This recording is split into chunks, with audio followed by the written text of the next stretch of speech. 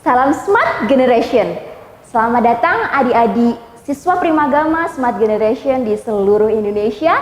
Apa kabarnya nih adik-adik? Semoga kalian semua tetap sehat, tetap semangat, dan tetap antusias dalam belajar.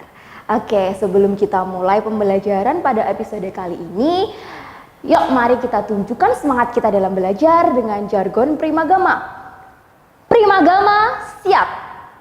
Primagama smart, Primagama terdepan dalam prestasi. Oke, baik, perkenalan, nama kakak Aulia Husna Saptamurti, biasa dipanggil Kak Aulia. Kakak merupakan iSmart bidang studi Bahasa Indonesia. Oke, adik-adik, hari ini kita akan belajar materi UNBK Bahasa Indonesia kelas 9 SMP. Nanti ada beberapa materi yang sangat sering keluar di dalam UNBK dari tahun ke tahun. Materi ini merupakan materi dasar, materi pokok yang adik-adik harus kuasai secara benar.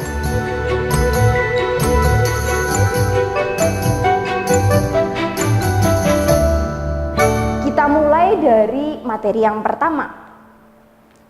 Baik, ini merupakan materi yang sudah ada sejak adik-adik ada di sekolah dasar. Jadi jangan sampai materi tentang ide pokok ini adik-adik terlewatkan atau tidak bisa mengerjakannya.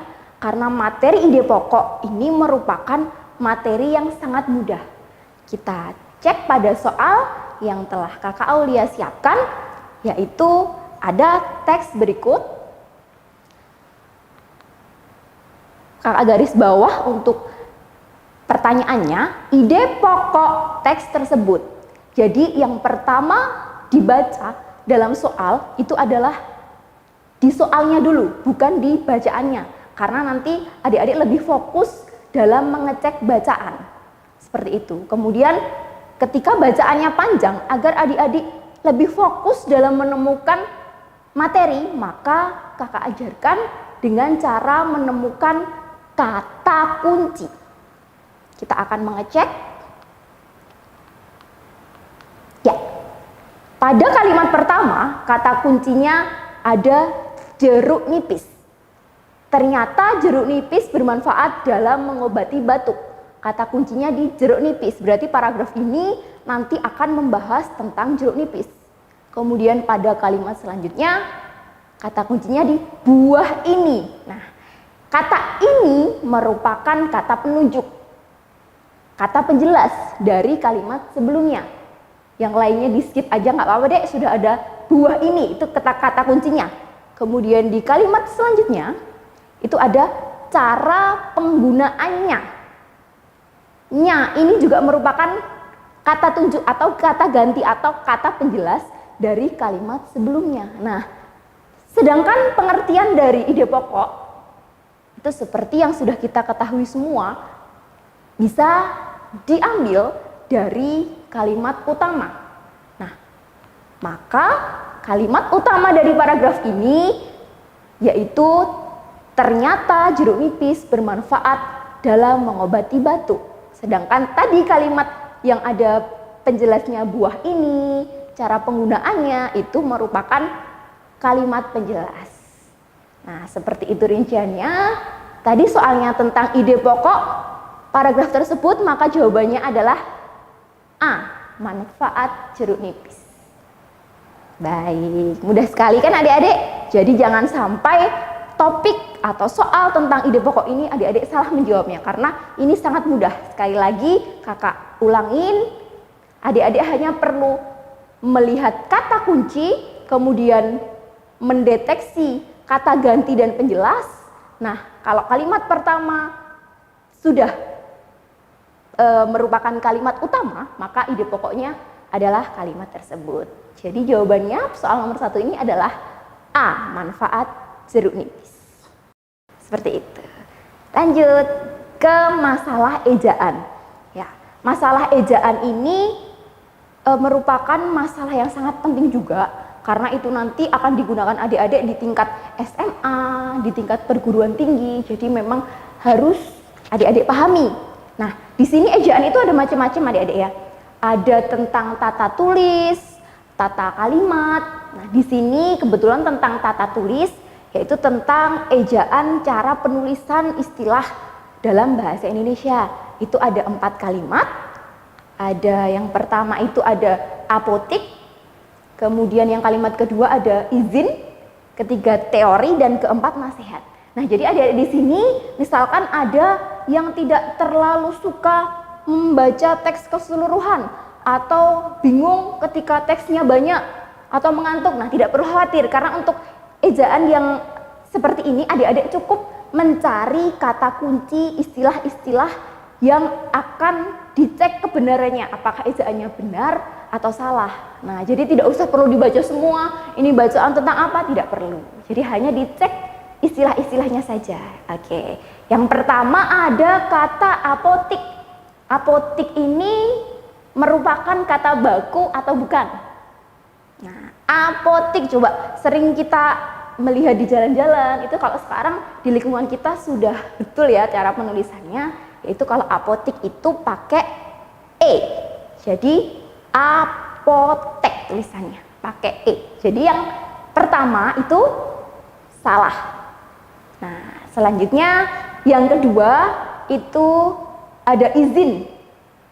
Izin atau izin ya. Oke, kalau mungkin adik-adik agak lupa, itu sekarang kan ada lagu yang lagi hits ya. Lagu yang izinkan aku mencintaimu itu ya. Izinkan aku. Nah, itu coba diingat-ingat pakai itu. Kalau ada izin apa izin ya? Nah, itu pakai izin. Izinkan aku mencintaimu, bukan izinkan aku mencintaimu. Oke? Jadi pakai Z. Jadi kalimat kedua sudah benar. Ya, lanjut ke kalimat ketiga. Ada teori. Teori fisika atau teori fisika. Nggak ada ya, biasanya kalau teori memang sudah benar teori ya, betul. Kemudian yang kalimat keempat nasihat. Nah, untuk mengingat nasihat ini nulisnya pakai E atau I ya? Gitu, coba ingat, kita itu makan nasi atau makan nasi? Makan nasi. Maka nasihat ini yang benar adalah nasihat pakai I. Nah, maka dari soal ini penulisan kata yang salah ejaannya itu yang apotik dan nasihat. Kata pertama dan 4. 1 dan 4. Harusnya apotek, nasihat, seperti itu. Jadi jawabannya adalah yang B, 1 dan 4. Ya, selanjutnya ini juga masih tentang ejaan, cuma tata tulis penulisan huruf kapital. Kita cek satu-satu ya. Kalau untuk penulisan huruf kapital seperti ini atau mungkin penulisan tanda baca, adik-adik harus mengecek satu-satu di opsinya, karena jangan sampai terlewat kayak yang A kayaknya udah bener mbak, ternyata ada lainnya lagi yang lebih tepat, atau yang A sebenarnya ada yang kurang tepat tapi adik-adik tidak menemukannya gitu. Jadi ayo jangan males, kalau ada penulisan huruf kapital atau tanda baca yang tepat itu coba dicek di opsinya apakah sudah benar atau belum. Kita cek satu-satu di yang A. Ibu membeli pisang Ambon di pasar. Ini ada 2 yang Mbak garis bawah. Nah, pisang Ambon itu merupakan jenis pisang ya adik-adik ya, bukan pisang khas daerah Ambon. Nah, kalau jenis berarti penulisan pisang Ambonnya itu dengan menggunakan huruf kecil saja atau non kapital. Berarti pisang Ambonnya sudah benar. Nah, kita cek lagi di pasar. Di situ pasar huruf kapital P-nya. Nah, padahal tidak diikuti dengan nama pasar atau nama geografis pasar tertentu. Jadi hanya di pasar saja. Nah, harusnya kalau seperti itu di pasar saja titik itu P-nya kecil saja, tidak kapital. Nah, kecuali ada ibu membeli pisang Ambon di pasar Beringharjo. Nah, itu baru P-nya kapital, B-nya kapital. Tapi di sini tidak ada, maka untuk jawaban A itu salah. Oke, kita cek jawaban B. Kapal kapal itu berlayar menyeberang Selat Sunda. Ya, Sunda merupakan proper name atau nama suatu tempat, berarti Selat S-nya kapital, Sunda S-nya kapital. Sudah betul. Nah, tapi jangan keburu dijawab. Siapa tahu ada yang salah nih dari pilihan B yang sebelumnya belum kita temukan. Kita cek lagi yang C. Apakah saudara membaca harian Kompas? Nah, Kompas ini merupakan nama sebuah surat kabar harian. Jadi harusnya K-nya itu kapital. Nah, di sini salah ya. A salah, B tadi betul, C-nya salah. Yang D, pekerjaan itu dapat Anda lakukan setiap saat. Kalau itu nanti dijadikan kalimat langsung, Anda itu merupakan kata sapaan, jadi harusnya Anda di sini hurufnya kapital. Ya, jadi jawabannya dari soal ini adalah yang B. Kapal itu berlayar menyeberang Selat Sunda. Oke, sip, kita lanjutkan lagi ke soal selanjutnya. Nah, ini tentang susunan kalimat. Biasanya soal tentang susunan kalimat ini memberikan beberapa kalimat, kemudian adik-adik diminta nyusun. Kalau topiknya adik-adik sering atau biasa memahami itu mudah. Tapi kalau topiknya aku nggak ngerti ini topik apa Kak, nah itu kadang-kadang kesulitan ya. Nah ini Mbak mau ajarin sesuatu cara, meskipun adik-adik nggak tahu topiknya, meskipun adik-adik belum pernah belajar atau membaca tentang topik itu, tapi tetap bisa menyusun kalimat seperti ini. Seperti apa? Ya, dengan kata kunci lagi. Kita cek kalimat 1 sampai 5 ya di soal ini ya. Kalimat pertama ada kata kuncinya jadi. Berarti tidak mungkin itu ada di susunan pertama, karena jadi kan merupakan kesimpulan. Sebuah paragraf kalau tiba-tiba jadi, nah itu jarang sekali. Jadi yang kalimat pertama itu bukan jadi urutan yang pertama. Kemudian ada yang kalimat kedua tersebut, itu kan merupakan penjelas ya, jadi tidak mungkin di kalimat pertama. Kemudian yang ketiga, di dunia yang bergerak cepat banyak perubahan yang terjadi. Ini masih bisa jadi nih ya sebagai kalimat yang pertama. Kita cek dulu yang selanjutnya, ada nomor 4, itu ada tersebut. Untuk mengendalikan perubahan tersebut, nah berarti bukan. Nomor 5, ada tersebut lagi. Dengan belajar pun bla bla bla bla bla, ada tersebut. Nah, berarti di sini yang tidak ada kata penjelasnya atau kata pengganti yang menunjukkan itu merupakan kalimat penjelas, itu ada di kalimat nomor 3. Nah, berarti susunan kalimatnya nomor 3 itu merupakan kalimat yang pertama. Jawabannya di sini berarti udah pasti C. 3, 4, 2, 5, 1. Nah, adik-adik nggak perlu baca atau nggak perlu paham isi semuanya kalau seperti ini. Nah, itu untuk mengatasi topik-topik yang adik-adik belum pahami. Tapi kalian harus menyusunnya dengan cara seperti ini. Oke, lanjut. Nah, kita masuk ke materi tentang teks fiksi. Hari ini materi tentang teks fiksi akan Kakak Aulia berikan lebih banyak. Karena apa? Kakak Aulia sering mendengar di kalangan adik-adik yang memang kesulitan dalam memahami bacaan atau mengerjakan soal teks fiksi. Barangkali ada juga adik-adik yang suka membaca, kemudian lebih paham dengan teks fiksi ini, tapi ada juga yang susah ya. Nah, di sini akan Mbak ajarkan cara-cara bagaimana agar adik-adik tidak perlu kesulitan mengerjakan soal tentang teks fiksi, meskipun adik-adik nggak terlalu suka bacaan yang fiksi ya. Nah, itu dari soal yang ini. Kalau ini akan membahas tentang watak tokoh.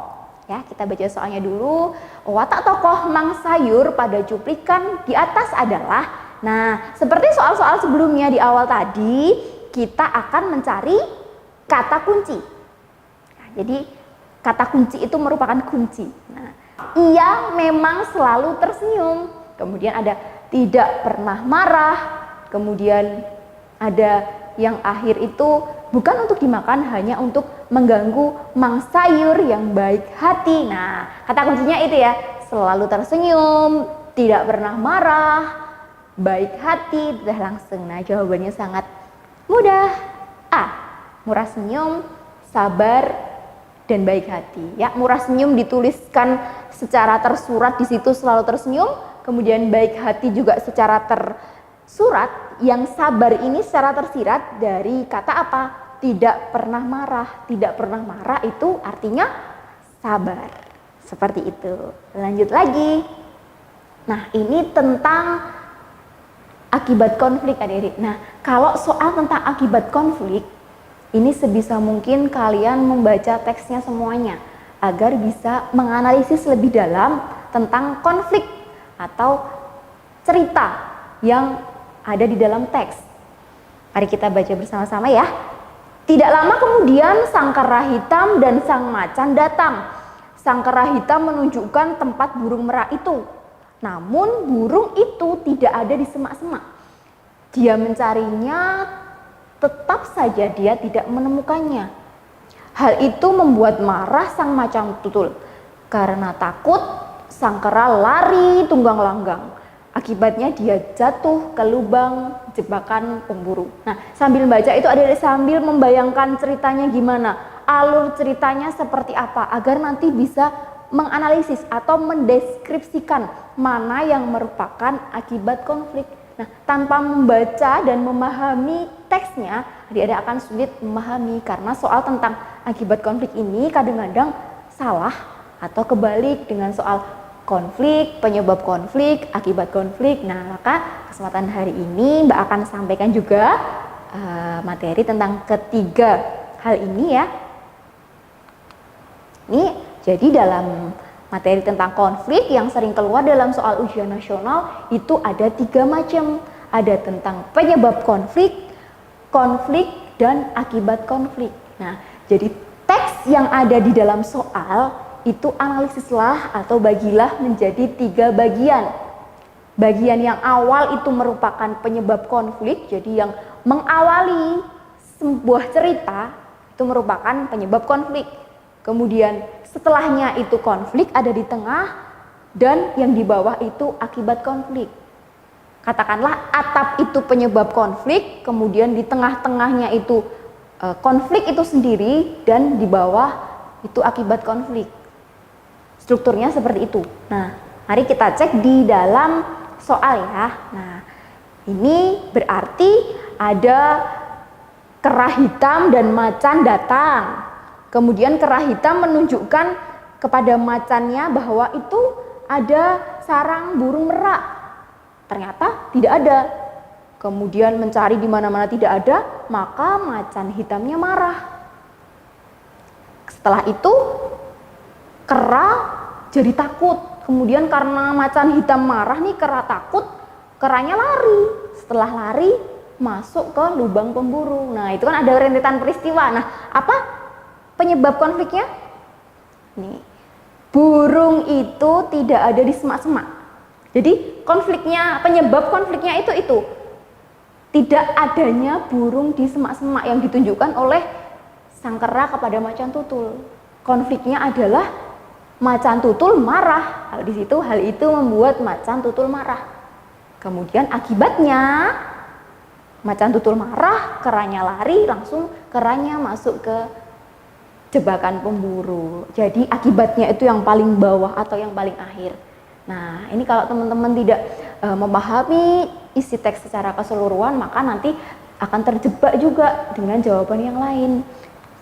Ini ya, penyebab konfliknya tempat burung merak yang ditunjukkan sama tidak ada, kemudian konfliknya macan tutulnya marah, akibat konfliknya kera jatuh ke lubang pemburu. Seperti itu. Jadi dalam jawaban itu akibat konflik, yaitu yang kera hitam jatuh ke lubang jebakan pemburu. Penyebab yang paling, akibat yang paling akhirnya. Ini juga soal tentang akibat konflik. Kita baca bersama-sama ya. Berputar-putar segala dalam kepalanya. Serasa mau lari ia, entah kemana. Serasa mau menjerit-jerit pula. Ada bayangannya ya.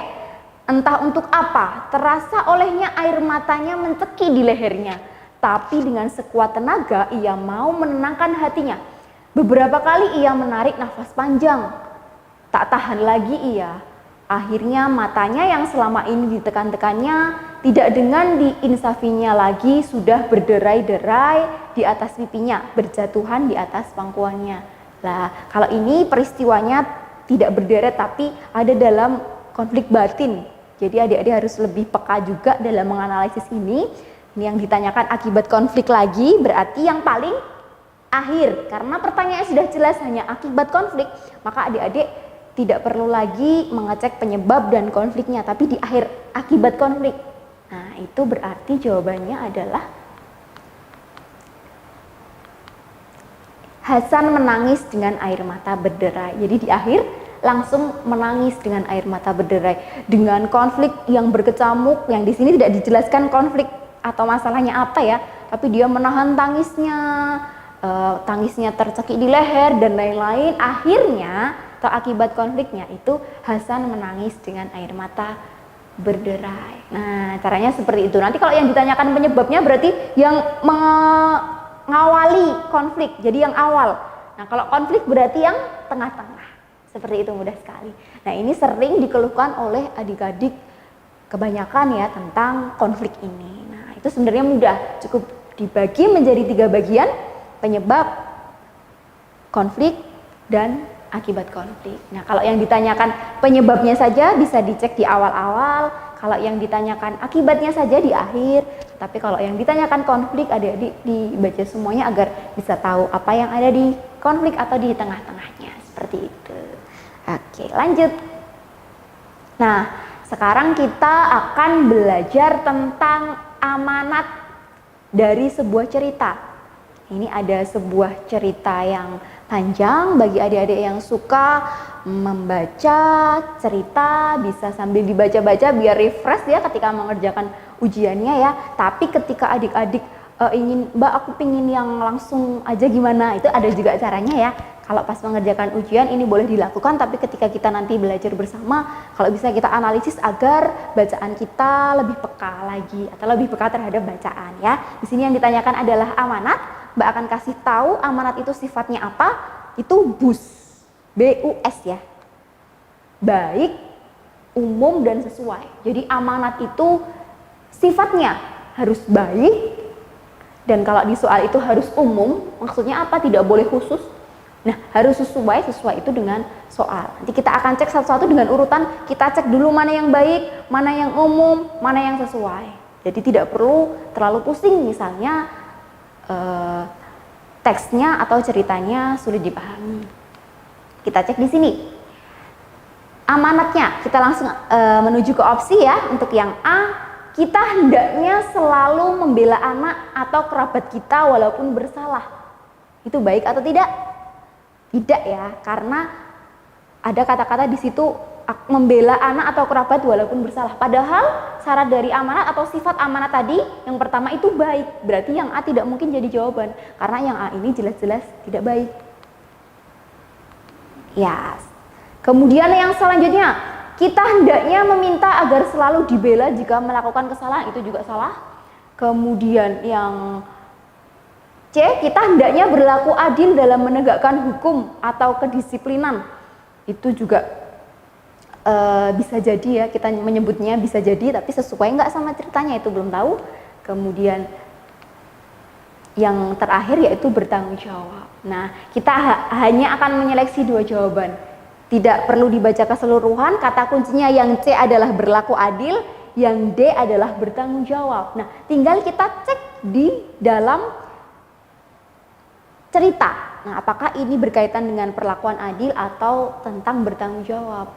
Seperti itu. Nah, dari cerita di sini kita baca ya sedikit-sedikit ya. Pak Sohib pulang dengan wajah tegang, pintu mobilnya dibanting keras-keras. Dia langsung masuk kamar Fahmi, anak sulungnya.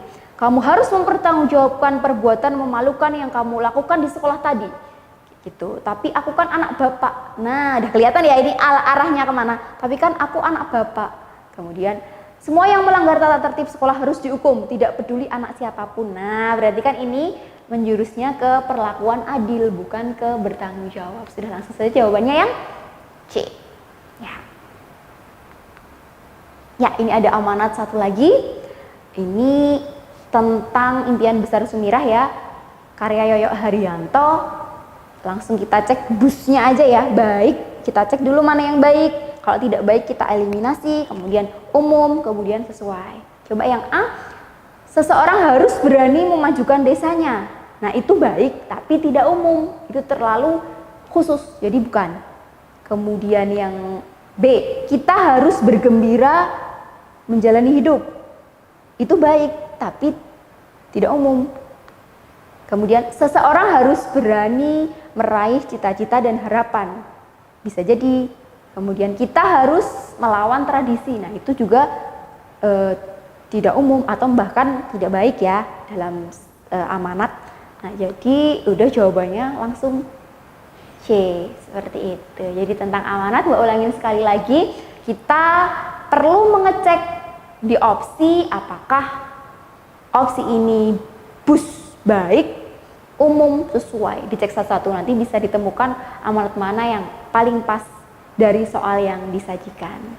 Oke, baik adik-adik, terima kasih atas waktu yang diberikan kepada kakak. Demikian pembelajaran kali ini, semoga adik-adik semakin paham dan antusias ya. Semoga adik-adik semakin paham dan antusias dalam belajar. Terima kasih sudah menonton video ini. Jangan lupa subscribe channel YouTube kita dan bunyikan loncengnya agar tetap update video dari kita. Jangan lupa juga untuk menyaksikan video kita yang lain ya. Primagama siap, Primagama smart, Primagama terdepan dalam prestasi.